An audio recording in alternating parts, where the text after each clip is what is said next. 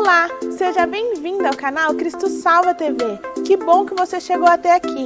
Aproveite e se inscreva no nosso canal e ative o sininho para receber em primeira mão todas as nossas atualizações. Eu quero te convidar e te encorajar a abrir o seu coração e receber essa mensagem, pois eu tenho certeza que você será marcado e impulsionado a viver o extraordinário de Deus. Bom vídeo! Isso aqui foi uma palavra que nasceu há 21 anos atrás. Essa aqui é a história de Ruth, aquela moça que colhia espiga. Tá?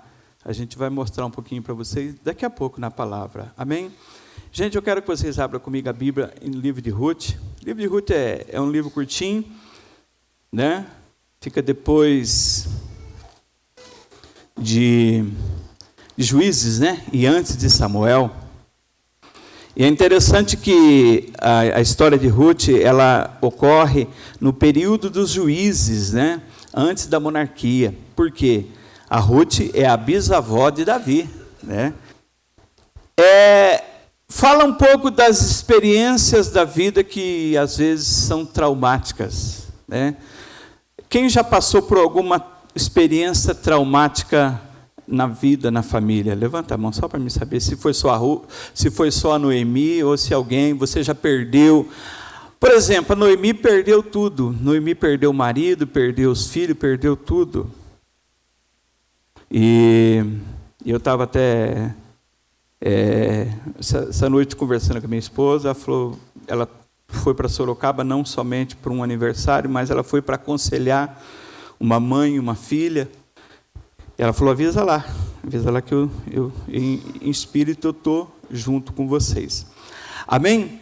E então, o Ruth capítulo 1, eu vou começar lendo, mas eu quero me deter mais no capítulo 2, para a gente entender um pouquinho o que aconteceu aqui nessa história. Quantos acharam aí Ruth capítulo 1? Diga amém. E sucedeu nos dias do capítulo 1, verso 1, que o tema dessa ministração é colhendo as espigas caídas. Vamos dizer, diga, colhendo as espigas caídas. Diga isso para o seu irmão, fala, você vai entender o que é ser um colhedor de espigas caídas, amém?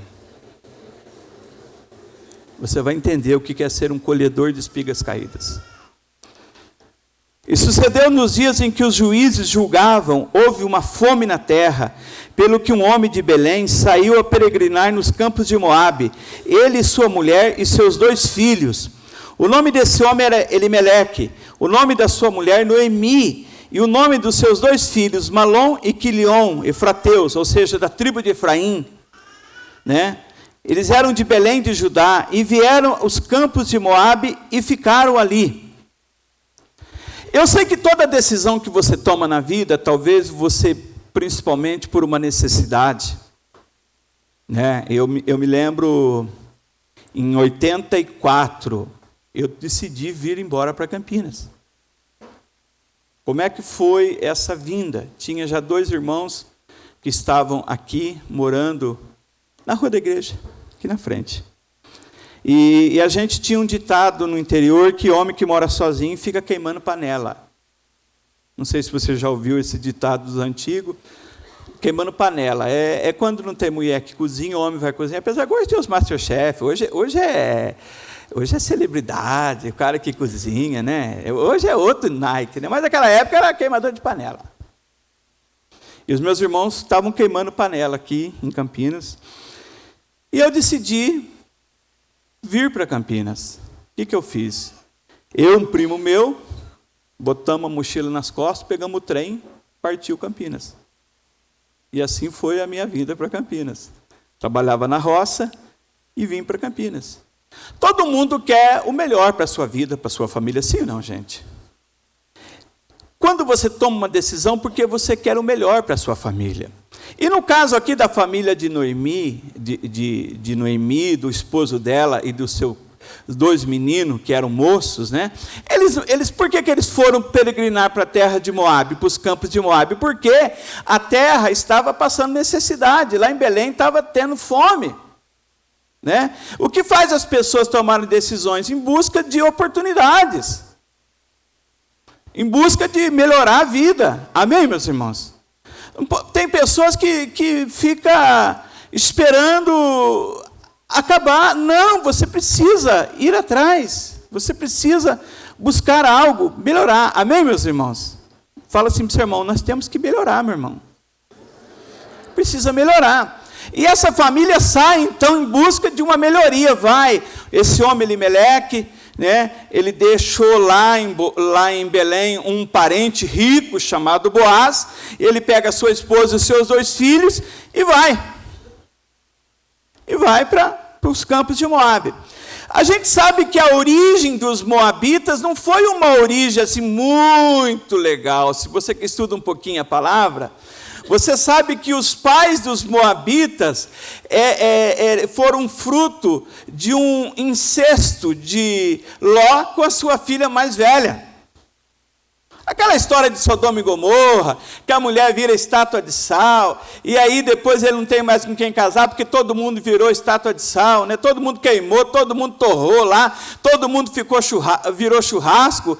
Um homem que ele era o que saiu com Abraão de Ur dos Caldeus, a última história, a última menção dele na história bíblica, ele está dentro da caverna, tendo relações sexuais com as filhas, incesto. Não se vê falar mais desse homem. E desse relacionamento nasceu Moabe, que é o pai dos moabitas. É um povo nômade que começa a peregrinar ali na região de Jerusalém, de Israel. E o que acontece? Faz com que a Ruth, a Noemi, um dia pega o seu esposo e descobre que lá talvez estava tendo um pouquinho mais de pão. Falou, vamos para lá, bem, vamos para lá. Pega os meninos, vamos para lá. É assim, né? Troca os meninos. Para onde a gente vai? A gente vai para o campo de Moabe lá, vamos ficar para lá. Quem sabe lá está melhor. E elas foram. E a coisa ruim quando você toma decisões que as coisas vão começando a dar errado. Primeira coisa que acontece, o marido morre. Agora imagine você numa sociedade da época, né? Até uns anos atrás, toda viúva era aposentada. Toda viúva. Se o falecido contribuiu ou não, eu tenho gente aqui que trabalha com a advocacia, aqui dentro sabe. Até uns anos atrás, toda mulher que ficava viúva era aposentada. Independente se dava contribuição ou não. Naquela época, não. Naquela época era mais difícil uma mulher viúva desamparada. Mas, pelo menos, ela tinha 2 filhos. Diga assim, tinha 2 filhos. Bom, pelo menos, eu creio que a tendência é do filho, pelo menos, tratar da mãe. Sim ou não, meus irmãos? Mas como diz um certo ditado aí, que um pai trata de 7 filhos, mas 7 filhos não tratam de um pai, né? Eu não sei se esse ditado é verdadeiro, né? Eu vejo isso porque eu vejo muitas situações, mulheres viúvas largadas, e os filhos não querem cuidar. Eu vejo isso. Mas aí os meninos casam, né? O Malom e o Quilion casam com 2 moabitas, diga 2 moabitas. A Orfa, né? Não é órfã, não, né? Orfa, sei lá. E Ruth. E eles ficaram casados 10 anos, mas não tiveram filhos. Não sei porquê. A Bíblia não menciona. Só que o que acontece agora? Os meninos morrem. E agora a gente está numa situação complicada. Uma sogra viúva, 2 noras viúvas. E aí foi, e agora? Para onde que a gente vai? Uma mulher desamparada. Só que eu quero dizer uma coisa para vocês. Deus sempre tem uma direção para as pessoas que estão desamparadas. Diga amém. Diga assim para o seu irmão, fala, você não vai ficar desamparado, meu irmão. Amém? Abra comigo aí no capítulo 1, versículo 6. Capítulo 1, verso 6. A Noemi disse assim, então levantou ela com as suas noras e voltou dos campos de Moabe, porque na terra de Moabe ouviu que o Senhor tinha visitado o seu povo, dando-lhe pão. Então ela ouviu e falou assim, Ruth, órfã, Deus visitou o nosso povo lá, eu vou voltar, está na hora de voltar. E foi a partir desse momento que ela vê o agir de Deus, ela fala assim, eu vou voltar. O que nós vemos aqui nesses 10 anos na peregrinação dos campos de Moabe? Primeiro, a morte das pessoas, né? E eu vejo aqui Ruth agora, Noemi voltando agora amargurada para a sua terra. E ela fala assim para as noras, fala assim, olha, eu sou velha, eu não tenho como mais gerar filho para vocês, eu não tenho nem como casar mais. Vai para a casa da sua mãe, casa, vai viver a sua vida, vai tocar, vocês são novas. Ela quis dizer, vocês são viúvas novas, vai viver a sua vidinha, vocês podem casar de novo. Eu não, eu sou já uma panela que já não cozinha mais, mas vocês vão lá, vocês são novas.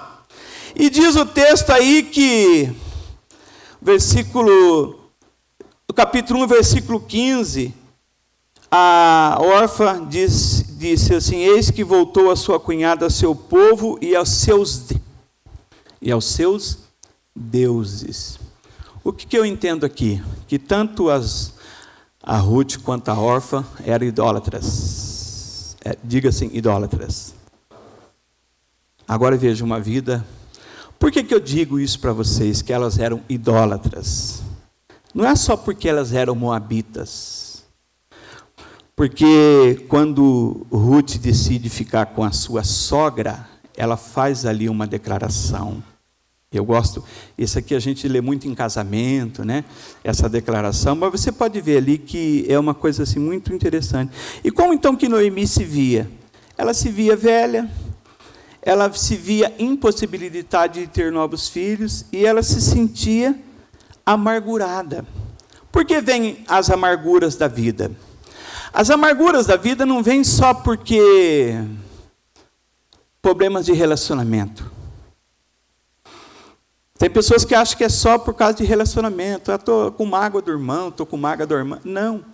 As amarguras vêm porque quando as coisas dão errado na vida da gente.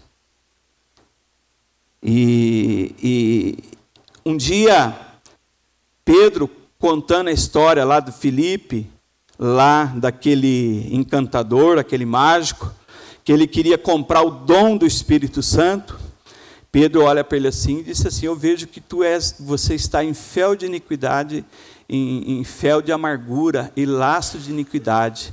Vamos dizer, diga, fel de amargura e laço de iniquidade. Você pode ver que o Simão encantador, ele não brigou com ninguém. Aliás, ele estava coladinho no líder dele, né?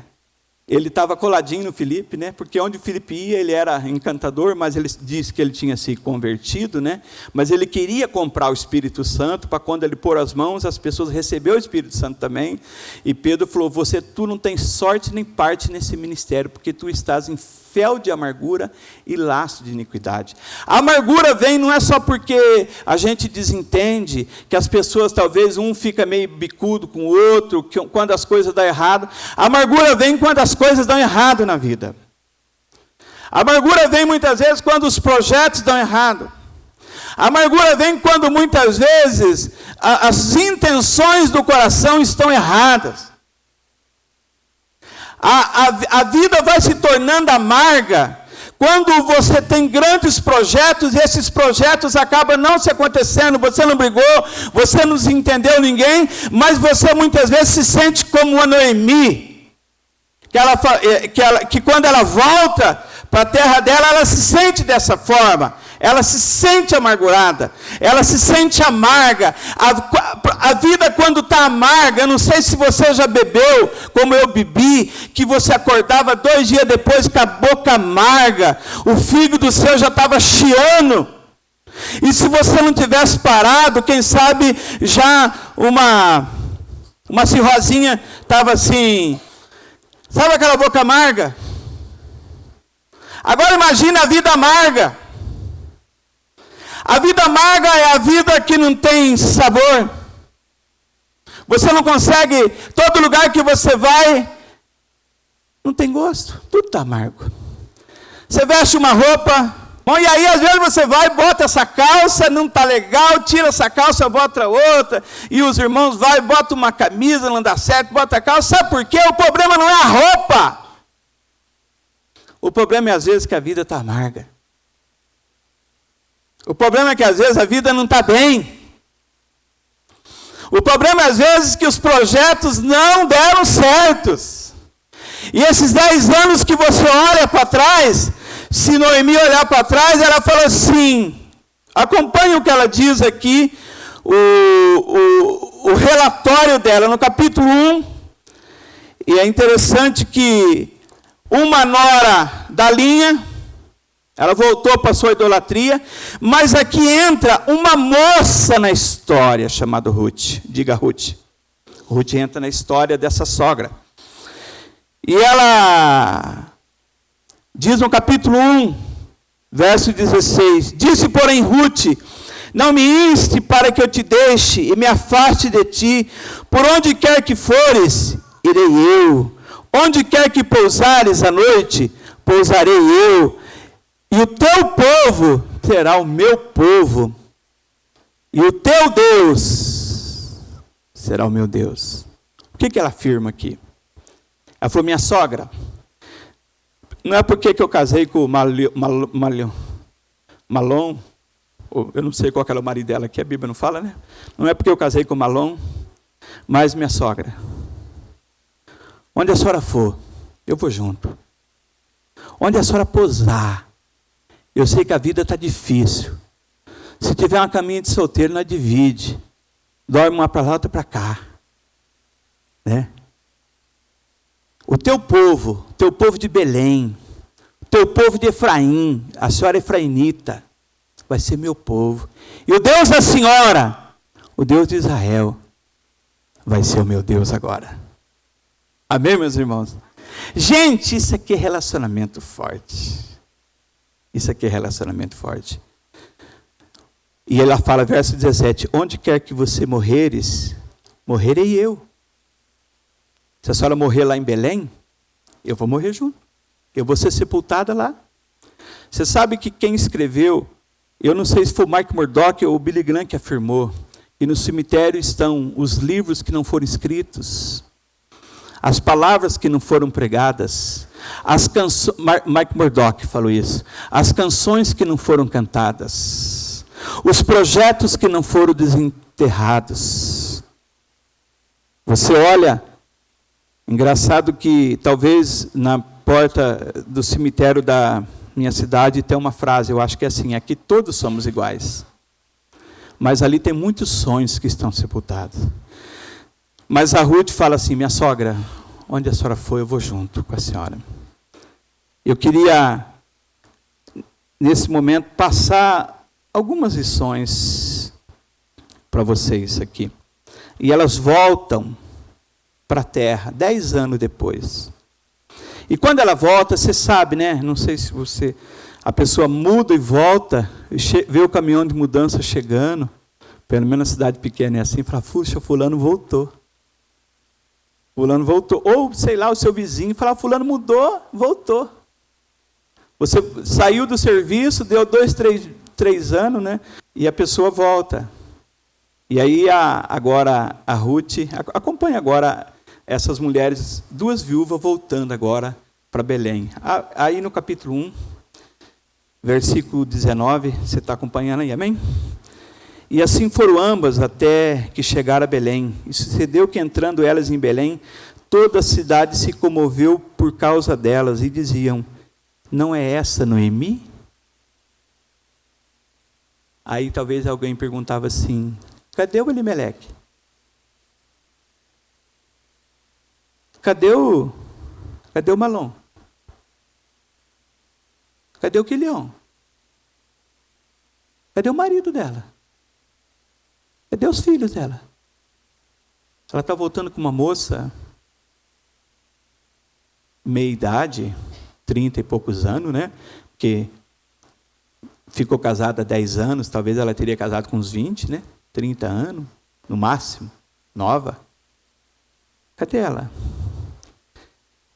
E aí todo mundo perguntava, não é Noemi entrando?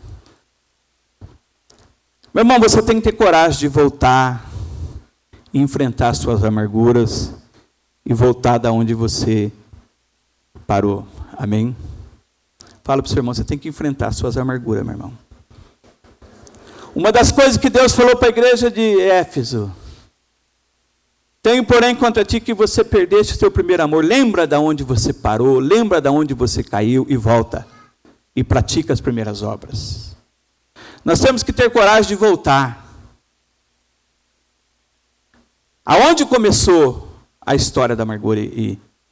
Tudo bem que ela não tinha um projeto que ela ia perder marido e filho lá embaixo e uma nora ia embora, voltar para a idolatria, mas ela teve coragem de voltar, porque ela sabia que Deus tinha visitado o povo dela.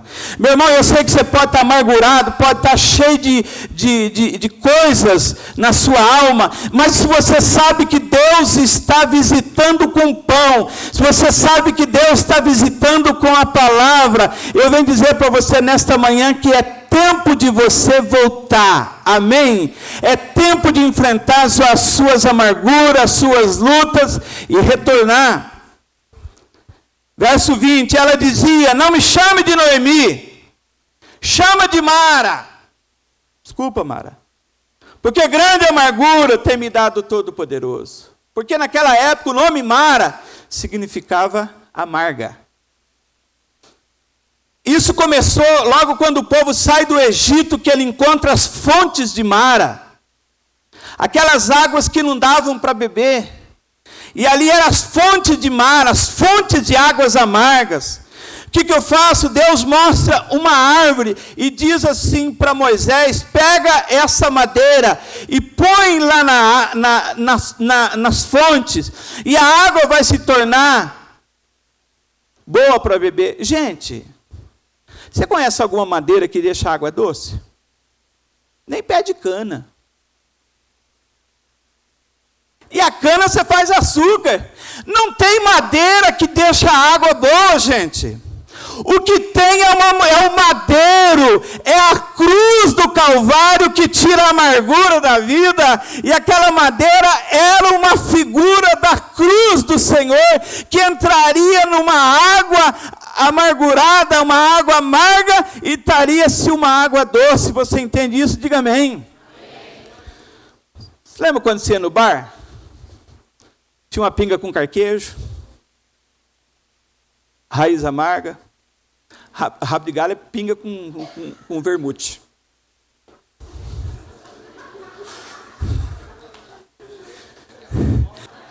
Gente, eu nasci, não há 10 mil anos atrás, mas eu nasci numa venda, num boteco. Um ano eu já vendo meu pai colocar pinga com cortesano, pessoal tomando ferro-quina, FQF, Fernet, capilé, pinga com groselha, conhaque com limão, chamava... é o São João da Barra, isso aí. Eu tomei desse aí para mim para a igreja, né? Eu conheço bem. A última lembrança que eu tenho da minha cidade, que eu estava abraçado na estátua do padre, segurando um litro de Dreyer. A última versão que eu tinha a pastora Cruz fica lá em Sorocaba, né? A última versão que eu tinha uma namorada no interior, eu era ainda aqui da correria, fui lá, né? A última lembrança minha, que eu estava de olho na namorada lá na praça, e eu abraçado na estátua do padre, bebendo um litro de Dreyer aqui na boca, assim, diz ela que ela falou, o que isso aí?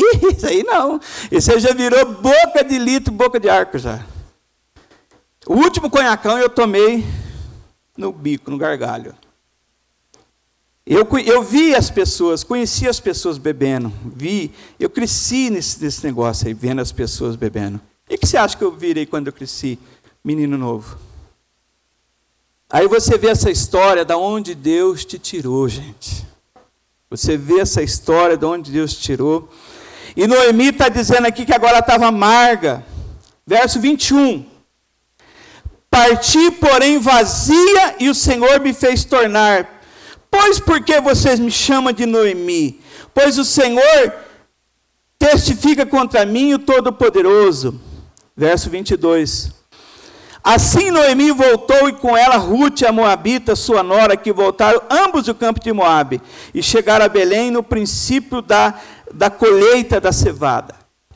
Ela acredita que ela voltou pior do que ela partiu. Diga assim, ela voltou pior. Você já fez alguma viagem de férias que você voltou pior? Já aconteceu? Você ir viajar com o bem, e lá no encontro de casal deu ruim. Já aconteceu? Não, né? Só acontece com as espigas caídas, né? Já aconteceu alguma vez de você falar, amor, esse mês a gente vai pagar tudo e vai sobrar uma querelinha para começar o negocinho do jé. E aí você vê que aquele mês apertou mais ainda. A Ruth e a Noemi voltando, ela falou assim, eu voltei pior. Está pior. Porque agora não tem marido. Não tem ninguém agora. Eu queria dizer para vocês que algumas lições que eu quero passar para vocês. Ruth não ficou amargurada com as situações que ocorreram na sua vida. Você não vê Ruth.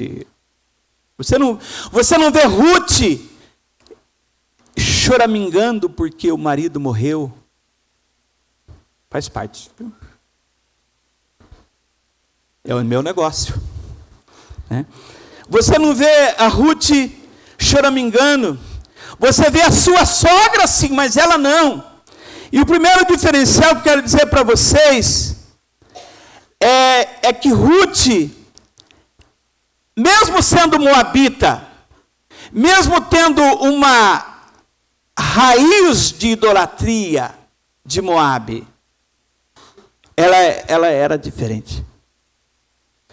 Ela soube, como que eu posso dizer para vocês, superar as crises da vida. Você está entendendo, amém, meus irmãos? Uma outra coisa que eu vejo aqui, ela conhecia o valor dos relacionamentos e da aliança. Ela poderia voltar para a casa da mãe dela, que a sogra falou, ela poderia casar de novo, e eu digo para você, o que Noemi poderia oferecer para ela a partir de agora? Porque tem pessoas que às vezes gostam de certos relacionamentos, algumas amizades, algumas alianças, que você pode usufruir alguma coisa. Ah, eu vou ser amigo do Edinho, porque de vez em quando ele me traz uma Perrier. Mas eu sou amigo do Chiquinho, que de vez em quando traz um Qualitá. Chiquinho está aqui não, né? Não, é um modo de dizer, né? O que Noemi podia oferecer? Mais nada. Se fosse ver bem agora, a Ruth teria que cuidar da sogra dela agora, porque a velha falou, eu não posso casar, eu não posso ter mais filho, eu estou amargurada. Falou, minha sogra, mas eu estou com a senhora. Eu fico pensando nessas amizades, esses relacionamentos que duram quando eu tenho algum benefício. Amizade, relacionamento, aliança, quando eu não sou contrariado. Quando tudo vai bem. Quando não tem crise. Aí vale a pena estar junto. Vale a pena estar junto. Ah, porque na realidade, minha sogra, Elimeleque tem um parente rico lá em Belém que ficou para trás. A senhora está aqui por um momento, eu sei que qualquer coisa a gente volta para lá. Está garantido lá o nosso lugarzinho, lá o campo de Boaz. Seus filhos estão aí, ó. Talvez valha a pena ter certa amizade. Vamos manter a nossa amizade, vamos manter o nosso relacionamento, porque eu posso usufruir um pouco desta amizade. Quem está entendendo, meus irmãos? E eu digo para você, ela não tinha mais nada para oferecer para sua nora. Ela se sentia vazia. Ela se sentia, a única coisa que ela tinha na alma dela era amargura.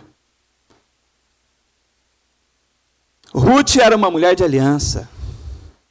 Ruth é uma mulher que ela não trouxe a amargura das terras de Moabe. Ela não trouxe. Trouxe lembranças, mas amargura não.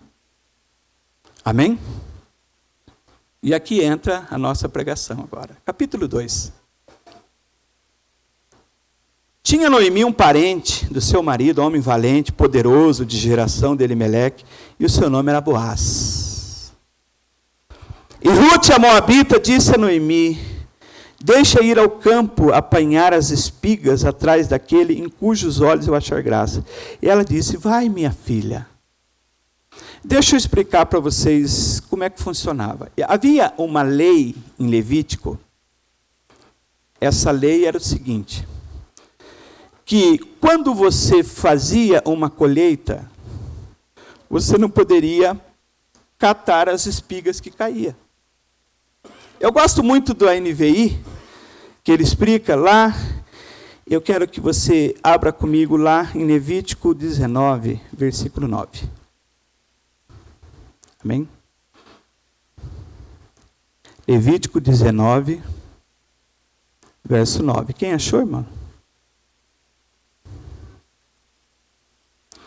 A NVI é uma lei. É uma lei. Ele fala assim, Levítico 19, 9 e 10. Amém? Posso ler? E quando fizer a colheita da tua terra, não colham até as extremidades da sua lavoura, nem ajunte as espigas caídas da sua colheita. Não passe 2 vezes pela sua vinha, nem apanha as uvas que deixou caído. Deixe para o necessitado e para o órfão, para o estrangeiro. Eu sou o Senhor, o Deus de vocês. Gente, antes de qualquer política pública, porque eu tenho que falar certo porque eu tenho uma assistente social, porque as pessoas confundem assistente social, serviço social, política pública e assistência social. A pessoa fala assim: não, eu vou estudar assistência social para ajudar na igreja. Você já errou. Porque o curso é chamado serviço social. A política pública é chamado assistência social. E o profissional é chamado assistente social.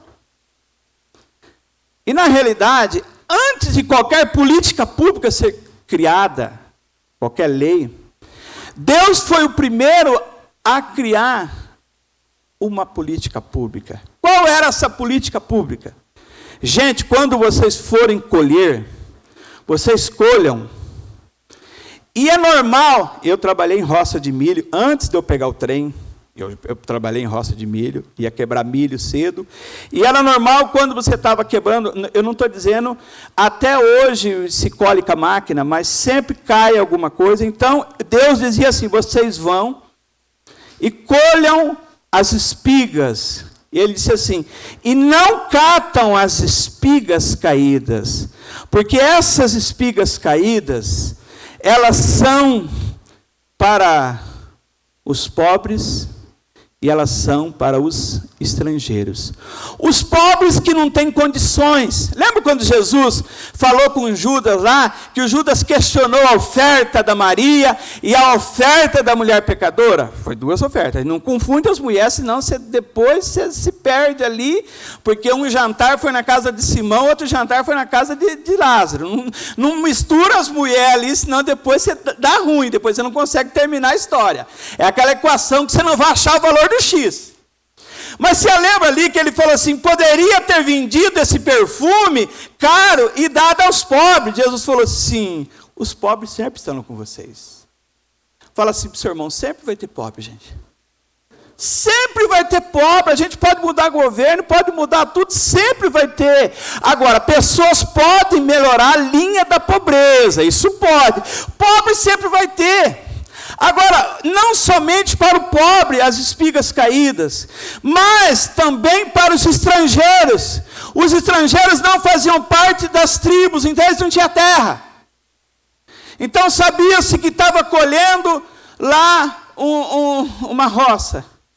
E o que eles iam atrás?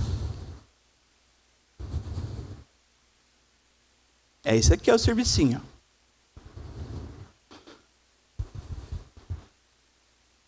É isso aqui o servicinho.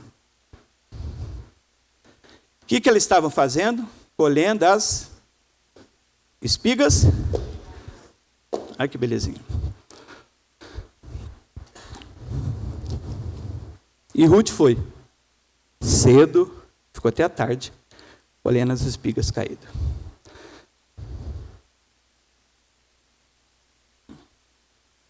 Em 98, eu fui enviado para Socorro para trabalhar numa igreja. Socorro, onde fizemos encontro de casal. E a pessoa que me enviou não contou a história. Que ele devia na cidade, que o povo estava bravo com ele. E eu ia pregar lá, mas o pessoal, até por uma questão de não ser linguinha, né? Não falava o real da história. Bom, nessa época eu estava com 29, o João 2 para 3 e a minha senhora com 23.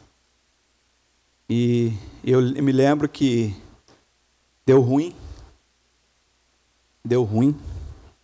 E eu arrumei um lugarzinho para morar no pé da serra, atrás daquele hotel que a gente faz enquanto de casal. Eu olho o morro. Sempre quando eu vou lá, eu olho o morro. Atrás do hotel, lá onde a gente tem a palestra, tem um monte. Eu até mostrei para alguns irmãos. Atrás daquele monte, tem uma casinha na montanha. E ali eu fiquei. Não tinha como pagar aluguel, nem água, nem luz. Sendo sustentado pelas pessoas.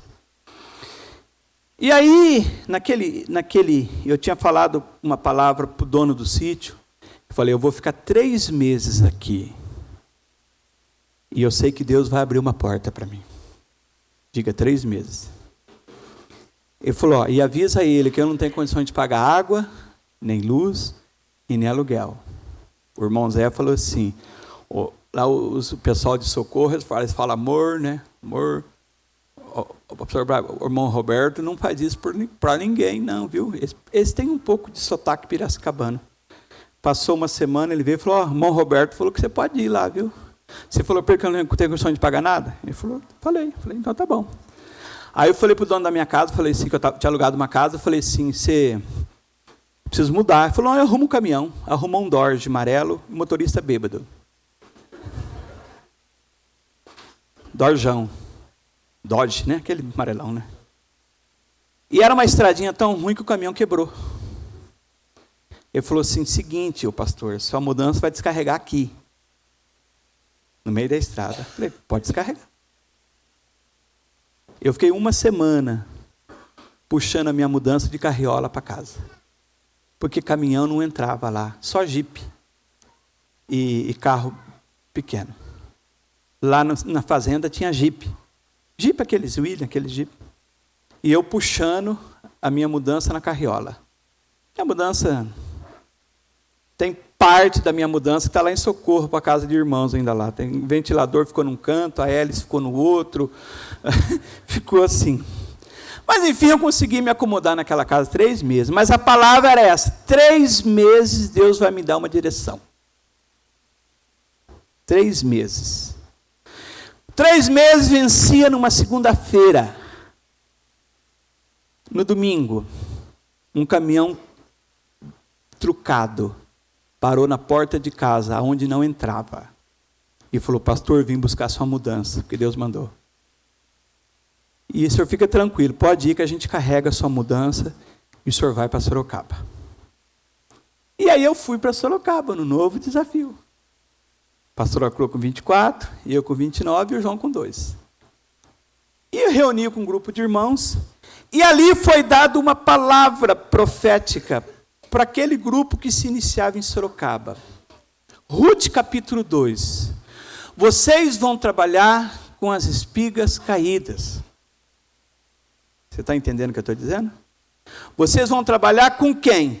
Porque hoje todo mundo quer um discípulo espiga granada, gente. Eu não sou bobo, você quer também.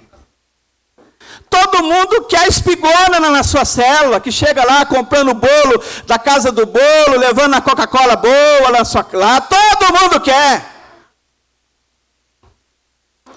Vai ajudar quanto na barraca aí? Pode contar comigo. Toma meu 100 birubiru aí. Pega os 50 do Gé, dá lá e depois eu dou outro para ele. Todo mundo quer espigona granada. Sim ou não, gente? E a espiga caída, quem quer? Aquele que já foi para o encontro, que não vingou, matriculou na escola, ficou para trás, já tentou A, B, fez campanha do sal, campanha da rosa, campanha do mar, campanha disso, aquilo, outro, e cadê? Está lá. E aí Deus falou assim, vocês vão trabalhar com esse povo.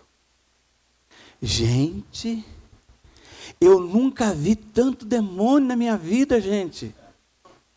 Não que espiga caída fosse todo desse jeito, mas foi a época que eu mais expulsei demônio na minha vida, gente.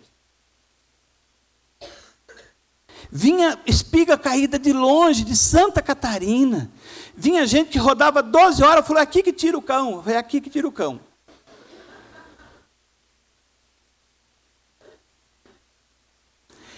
E aí, Deus me deu um olhar social para trabalhar. Você que é do meu discipulado, não se sinta uma espiga caída não, viu? Mas você já, pode ser até que você já foi um dia, né? Mas Deus me deu uma visão baseada lá naquele trabalho com aquele grupo dos irmãos, falou, a nosso foco é trabalhar com as espigas caídas. Ruth capítulo 2, é ir atrás daqueles que ninguém quer. É buscar aqueles que foram deixados por trás, porque quando talvez você faz uma célula, ou você faz uma casa de paz boa, você vai lá e cata as espigas boas, e chega para o seu, eis aqui o fruto da terra. Você acha que levaram espiga caída para Moisés ver? Levaram para o senhor Samuel? Levaram um cacho de uva, que precisava de 2 peões para carregar nas costas com uma verga.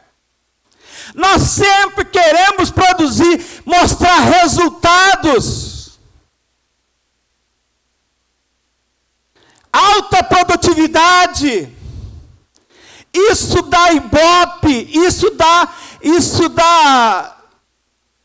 como é que eu posso dizer? Alta produtividade, isso aí dá marketing.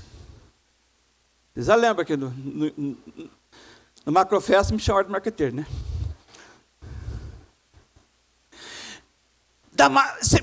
Você olha o meu discípulo, como é que ele está, pastor, ele já passou pelo encontro, como é que está, já está liberto, perdoou a mulher dele, ela perdoou ele, já voltou para casa, está uma benção, está evangelizando todo mundo. Oh, que espigão, que espigão, ai Deus, me manda o espigão para o meu discipulado. Esse aqui você não quer, né? Esse aqui você não quer não, né? Esse aqui, ó. Esse aqui usa droga. Vende.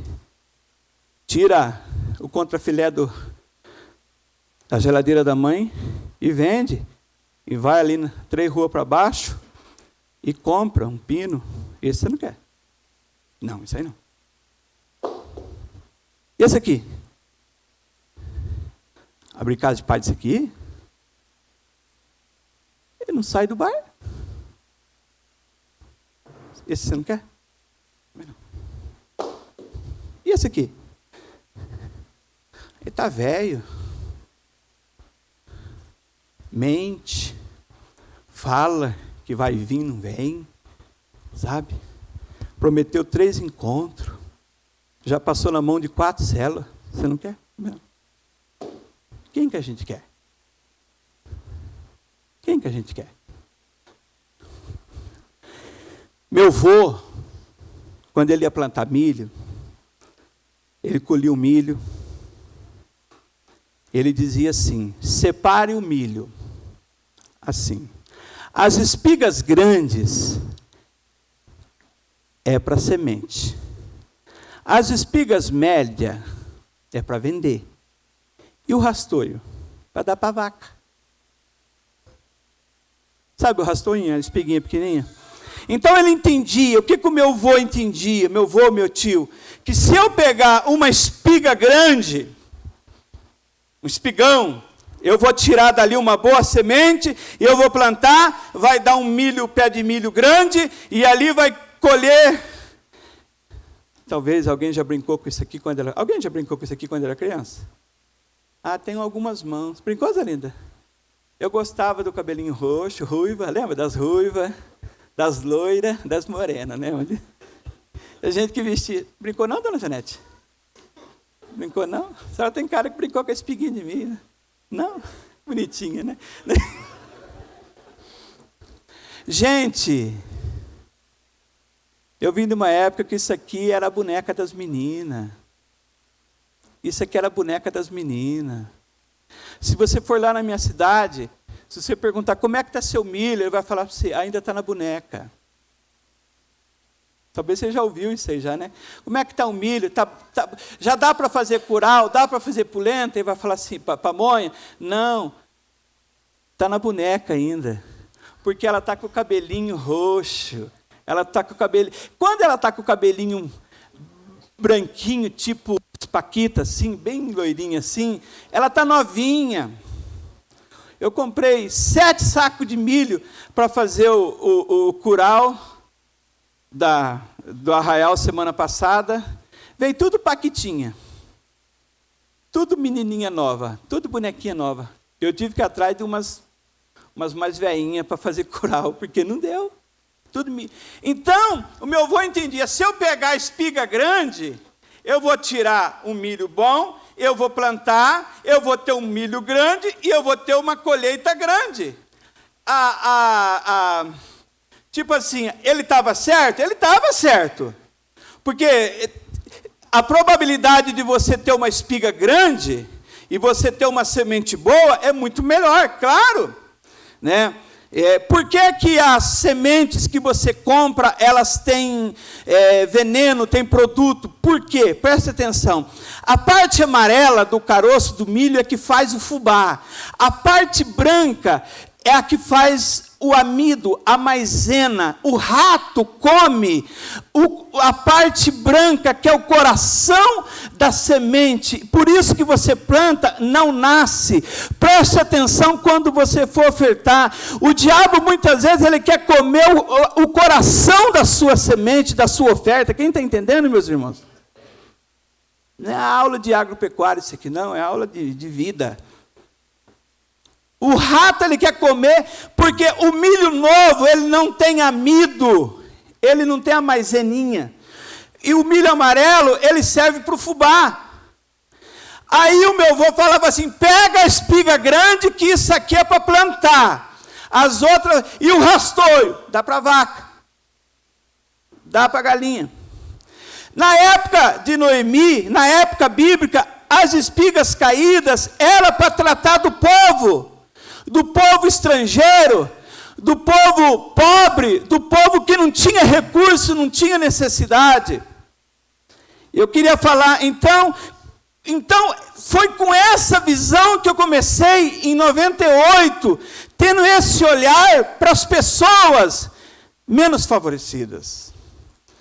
Eu fiz 4 anos de faculdade para entender um pouco melhor essa questão social. Porque o que fez me entrar numa faculdade? Eu estava pregando o evangelho aqui no bairro, e eu me lembro que uma moça me grita assim, pastor, socorro! Socorro! Eu falei, cadê? A moça estava caída debaixo do meu Santana. Santana é carro de gente que carrega espiga caída. Eu ia buscar milho no meu carro. Eu falei, pega ela lá. Eu fiz tudo aquilo que a gente sabe. Ora, manda ela aceitar Jesus, faz oração de libertação, faz tudo aquilo que a igreja sabe fazer. Tudo aquilo que Jesus ensinou eu fiz. Orei, ungi, expulsei. E o culto foi rolando, acabou o culto. Aí deu 9h30, e eu lá com 4, 5 obreiros, e ela querendo se atirar na frente do carro, do ônibus. Agora eu vou! Nem segurava. Não vai. Falei, mas eu já orei, já expulsei. Agora eu vou! Não vai. Puxa para cá.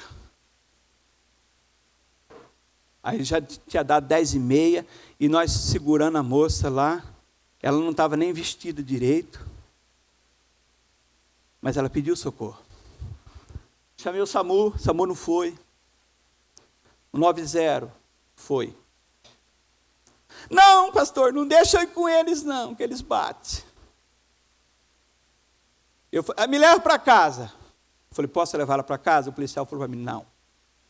Se você chamou nós, se acontecer alguma coisa, é responsabilidade sua.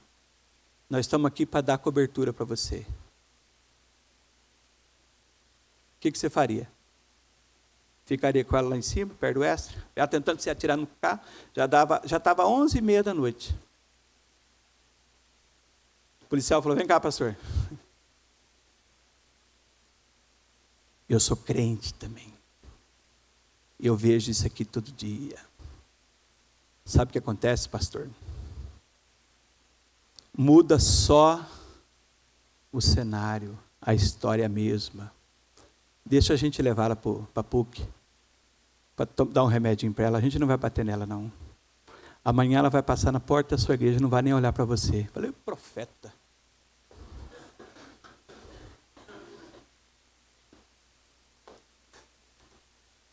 No outro dia, eu coloquei um chapéu de palha na cabeça. Os meninos tinham pichado o muro na porta da igreja lá. Eu estava pintando lá. Deu 3, 4 horas da tarde.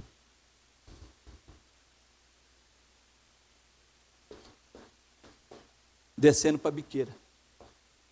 Aí eu entrei em crise. Deus usou a boca de um polícia para falar comigo. Falei, o que eu vou fazer? O meu evangelho não está sendo suficiente para libertar essas pessoas. Vou fazer um curso. Procurei na internet, faculdade de Anguera, tal. Para fazer projetos sociais. É esse aqui que eu quero. Aí eu fiz o vestibular, aquele negócio lá, fiz a provinha, a redação, tal, um tema legal, fui e apresentei. Chego na sala de aula. Eu só escutei. Oh. Eu falei, aqui é a classe do serviço social. Pode entrar. Olhei 45 mulheres e eu. E eu descobri lá na sala de aula, você vai achar engraçado e achar que eu sou tonto, que eu descobri que o curso de serviço social ia formar um dia um profissional de assistente social que eu não sabia. Mas o que me fez? Ter um olhar para essas pessoas menos favorecidas. Eu sei que Bolsa Família, transferência de riqueza, não vai mudar a história. Porque quando eu fui fazer o estágio, eu vi que falta na realidade de Deus e uma estrutura familiar. Eu li todos os relatórios das ONGs que eu fiz, os estágios de abordagem social. Mas uma coisa eu sei, gente, que Deus pode mudar uma história. E alguém sim precisa ir atrás dessas pessoas que ninguém quer. E eu quero orar que você seja um desses aí. Que você pare de olhar para as espigas graúdas. E olhar que tem muita espiga caída, talvez dentro da sua casa. Boaz perguntou, uma terceira característica de Ruth. Boaz perguntou, quem que é essa moça que está trabalhando aí? Capítulo 2, versículo 7. O funcionário falou, pelo louvor pode vir. O funcionário falou assim, disse-me ela, né, o rapaz falando para Boaz, disse-me ela, deixe-me colher as espigas e ajuntá-la entre as gavelas, pós os segadores. Ela veio desde cedo e está até agora aqui em pé. Ela está em pé até agora. Trabalho. Cuidar de espiga caída, gente, dá trabalho. Eu fui ontem comprar essas espigas para trazer hoje. Eu não vou dar para vocês, que eu vou usar à noite. E eu cheguei ali no rapaz, na rua de trás, ali tem um mercadinho na esquina. Eu falei para ele, Valdir. Conhece, né? Quero 6 espigas de milho. Quanto que é? Bebe leite e não olha a cor da vaca. Não entendeu, né? Pega a benção, pastor, não pergunta quanto que é.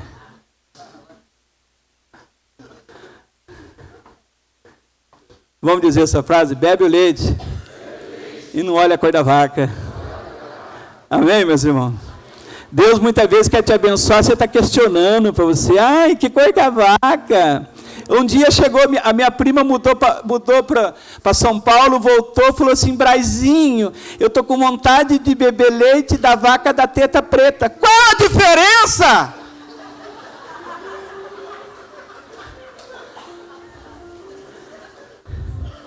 Será que a vaca preta já sai com chocolate?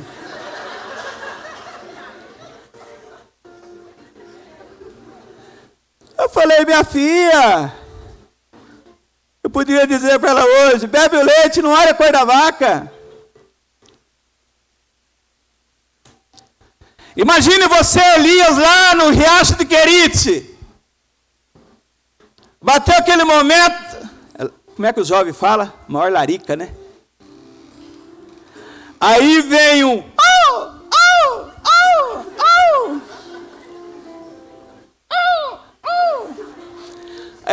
Aí Elias fala assim, é friboi? Você comprou na onde isso aí? E esse pão? Ele é integral? Bebe o leite, irmão, não olha a cor da vaca. Deus está te abençoando, meu irmão, agradeça a Deus. Se Deus está te dando espiga caída, meu irmão, pegue. E se Deus está te chamando para isso aqui, vai.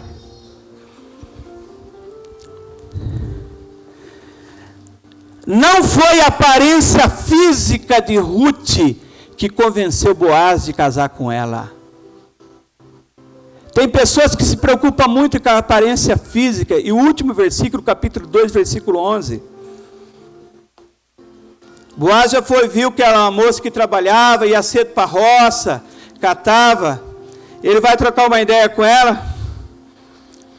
Versículo 11, ele já sabia o histórico dela, capítulo 2, versículo 11.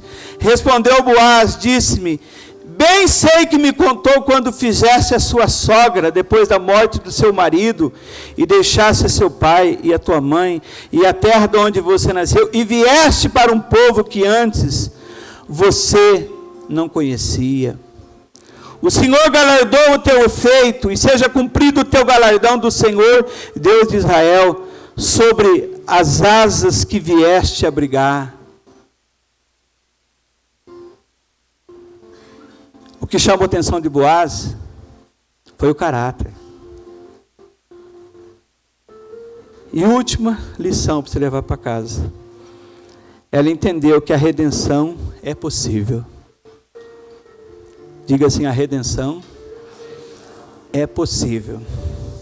Deixar o passado para trás, deixar a história triste para trás, deixar a idolatria de Moabe para trás, deixar a história triste, e agora, pode entrar, presta atenção nessa parte linda, ela é a bisavó de Davi, e agora eu sou da genealogia do Messias, eu não sou mais uma moabita, triste, lá, viúva, peregrinando nos campos de Moabe.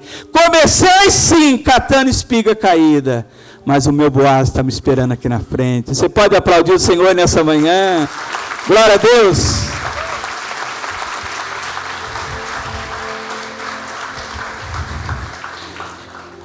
Eu queria dizer para você nessa manhã que Deus quer trabalhar com os improváveis.